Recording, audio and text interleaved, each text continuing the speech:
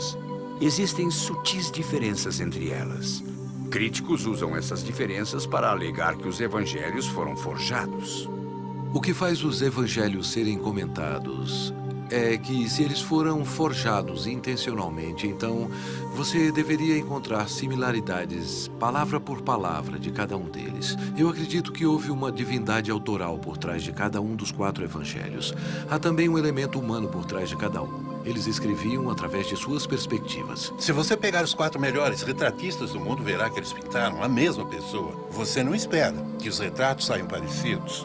Deveriam ser diferentes, pois cada um teve um impacto diferente. Eu gosto de pensar que os 4 evangelhos são 4 periódicos relatando os acontecimentos ocorridos naquela época.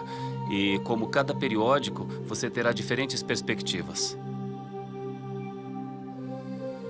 Muito bem, se concordamos que os 4 evangelhos foram escritos por homens que na época testemunharam os acontecimentos dos quais Jesus participou, ora, como saber que não houve mudanças durante os anos ou alguma perda na tradução? Um dia vamos ter certeza de que a Bíblia que lemos hoje é a mesma Bíblia de 2000 anos atrás. O volume de hoje contém os mesmos manuscritos antigos. Fazendo uma comparação, existem conhecidos apenas 7 manuscritos de Platão. Há mais de 5.000 manuscritos do Novo Testamento. E nossos especialistas dizem que quando os textos de cada manuscrito forem comparados um com o outro, vai descobrir que cada um é 99,5% consistente um com o outro. Fizemos uma descoberta importante ao ler os manuscritos achados no Mar Morto. O fato é que nós temos o pergaminho de Isaías intacto. E ele é de 250 a.C. Agora podemos comparar como as escrituras hebraicas foram transcritas durante 13 séculos e meio. O fato mais emocionante é que existe 99,9% de precisão entre todos eles.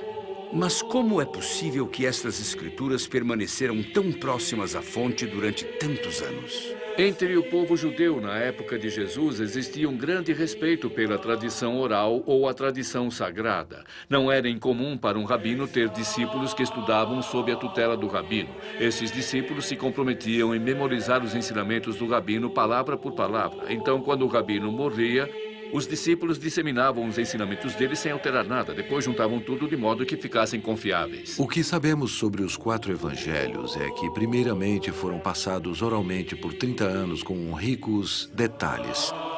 As cópias de antigamente são bem diferentes das de hoje.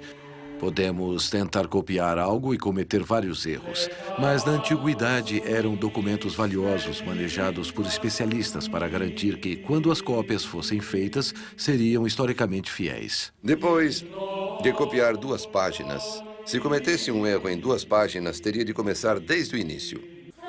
Certo. Então, a Bíblia de hoje é tão confiável quanto as primeiras edições. Mas é possível que a Bíblia seja apenas uma propaganda religiosa? Na propaganda religiosa, a tendência é fazer com que os heróis sejam imaculados, irrepreensíveis. E nas Escrituras acontece o contrário. Vemos o bom, o mal e o feio. Todas as ações são reveladas. E vemos homens e mulheres cumprindo seus destinos quase que involuntariamente. Mas há outros textos antigos que confirmem os fatos descritos na Bíblia? Jesus é chamado e mostrado na forma do Cristo em fontes seculares muito interessantes, além do Novo Testamento.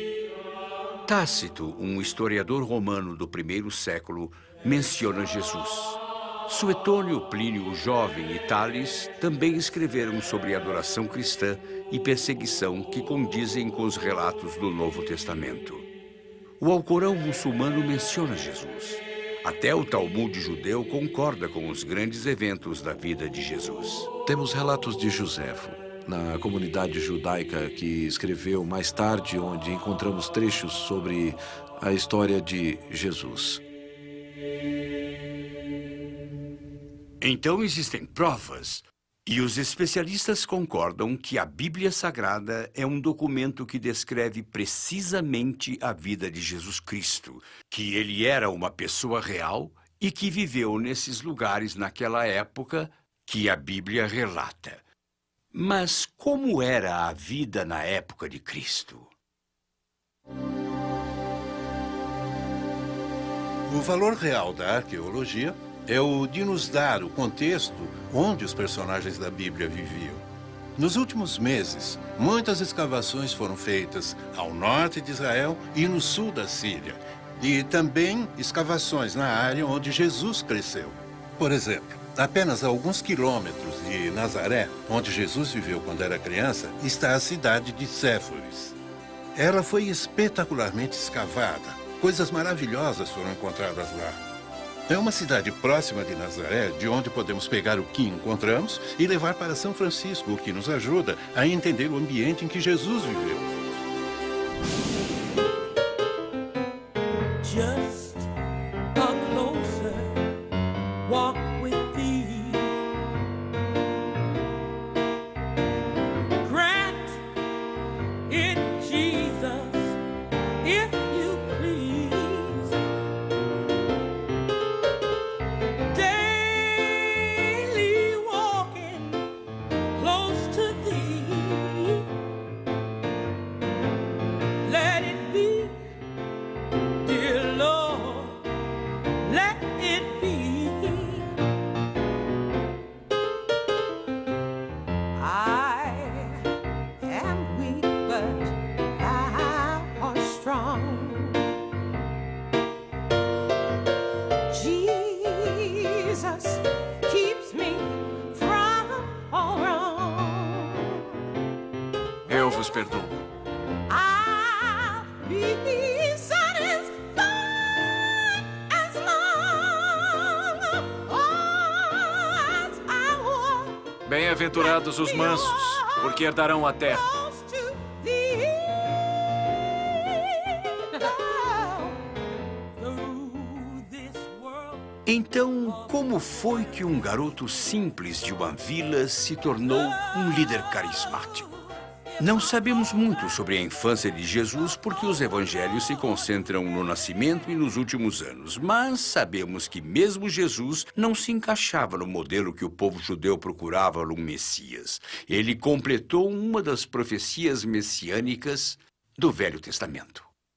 O povo judeu estava esperando há muito tempo que viesse a figura messiânica, mas a impressão principal é que seria um Messias político, alguém que os livraria do controle do governo romano. A coisa interessante sobre Jesus Cristo em sua realização das profecias messiânicas é que ele não realizou só uma ou duas profecias, mas ele as ajustou com firmeza contínua e também em abundância. Os incontáveis milagres que Jesus fez e que estão escritos nos testamentos também contribuíram para seu prestígio divino. Jesus realizou milagres. Se você aceitar o que os evangelhos relatam, na verdade temos 26 milagres registrados. Se as histórias dos milagres de Jesus não fossem verídicas, os críticos teriam dito alguma coisa. Se você duvida do fato de que ele tenha realizado milagres ou não, até seus oponentes confirmaram que ele fez alguma coisa que parecia ser sobrenatural. Então, até os maiores opositores de Jesus concordam que ele realizou coisas misteriosas. Até hoje, nas missões em todo o mundo, há pessoas que fazem os cegos voltarem a enxergar, deficientes voltarem a andar. Em nome de Jesus ressuscitado, curam em lugar dele. Pacientes com doenças terminais agora têm esperança de se equilibrar até alcançar a saúde perfeita. Acontece. Mesmo havendo provas científicas dos milagres e curas, também não podemos negar que há aqueles que afirmam, que testemunham e experimentam essas coisas com os próprios olhos. Agora, numa visão geral, há 2 bilhões de cristãos no mundo todo. Não há outro ensinamento, fé, filosofia, governo, partido político ou outra coisa que reúna fielmente 2 bilhões de seguidores. É realmente uma loucura acreditar na Bíblia e o que ela representa como avanço histórico. Eu penso assim porque isso parece inacreditável às vezes. Talvez a parte inacreditável e controversa da Bíblia é a que está relatada nos testamentos sobre os 4 últimos dias da vida de Jesus, conhecidos como a Paixão de Cristo.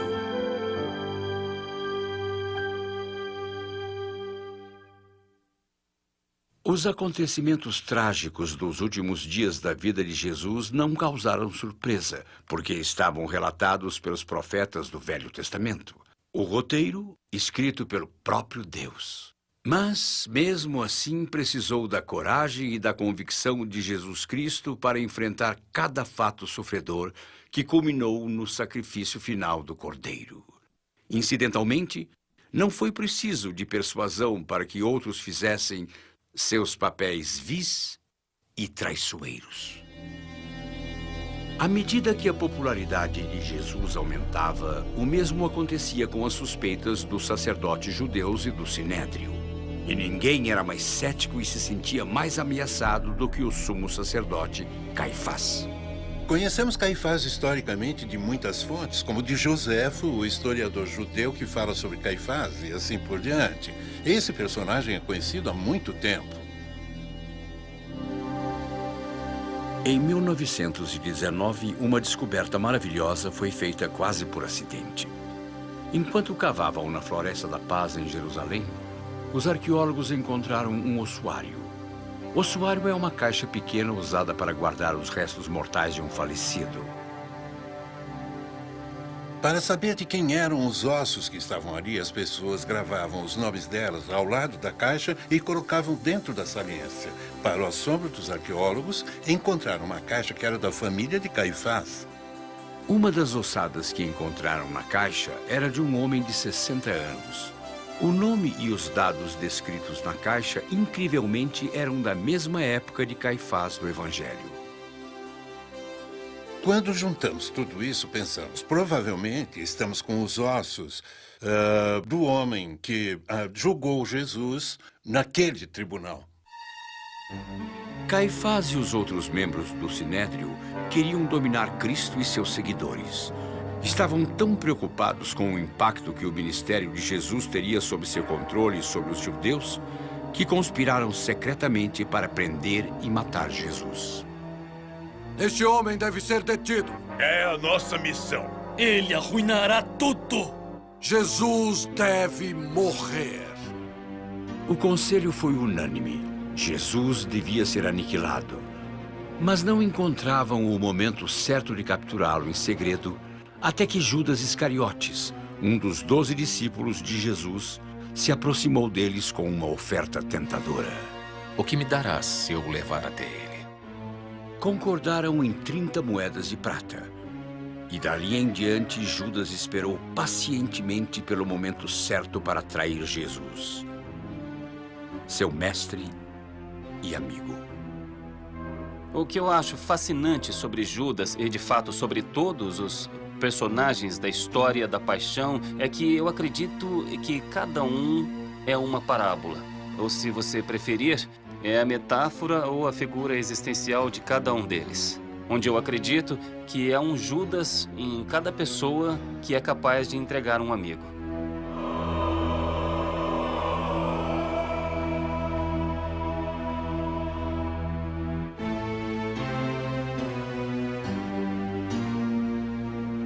Na primeira noite da Páscoa judaica, Jesus sentou-se com seus 12 discípulos para a ceia de Páscoa, que ficou conhecida como a Última Ceia. É nessa refeição que Jesus revela aos apóstolos os acontecimentos que se dariam nos próximos dias. Um grupo de homens assustados e desorientados escutaram quando Jesus disse que, de acordo com as Escrituras, ele seria traído e crucificado. Ele disse que um deles o trairia e o resto deles o negaria para se protegerem.